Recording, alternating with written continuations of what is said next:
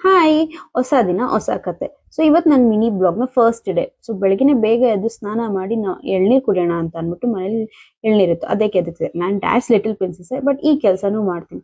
So ಎಳ್ನೀರ್ನೆಲ್ಲ ಚೆಚ್ಚಿ ನನ್ ಗ್ಲಾಸಿಗೆ ಹಾಕೊಂಡು ಕುಡ್ದೆ. So ಏನ್ ಇಷ್ಟೊಂದು ಮಾಡ್ರಣ ಸ್ವಲ್ಪ ಅನ್ಸುತ್ತೆ ನನ್ಗೂ, ಆದ್ರೂ ಪರವಾಗಿಲ್ಲ. ಸೊ ಎಳ್ನೀರ್ ಕುಡಿದ್ಬಿಟ್ಟು ನಾನ್ ನೆಕ್ಸ್ಟ್ ಹೋಗಿ ಪಾಕ್ಲೋಗೆ ರಂಗೋಲಿ ಬಿಟ್ಟೆ. ಸೊ ಏನ್ ಇವತ್ತು ಇಷ್ಟೊಂದೆಲ್ಲ ಮಾಡ್ತಿದ್ದಾಳೆ ಅಂತನ ರೀಸನ್ ಇದೆ.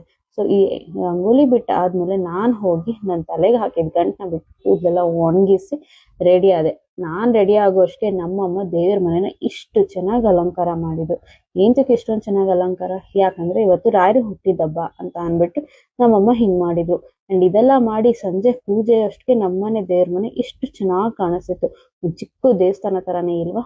ಸೊ ಅದಕ್ಕೇನೆ ಮನೆಗ್ ಮಕ್ಳುನು ಬಂದಿದ್ರು. ಸೊ ಮಕ್ಳು ಡ್ಯಾನ್ಸ್ ಹಾಡ್ಕೊಂಡು ಕೇಕ್ ತಿನ್ಕೊಂಡು ಊಟ ಎಲ್ಲ ಮಾಡಿ ನಮ್ ಡೇನ ಎಂಡ್ ಮಾಡಿದ್ವಿ. Okay bye.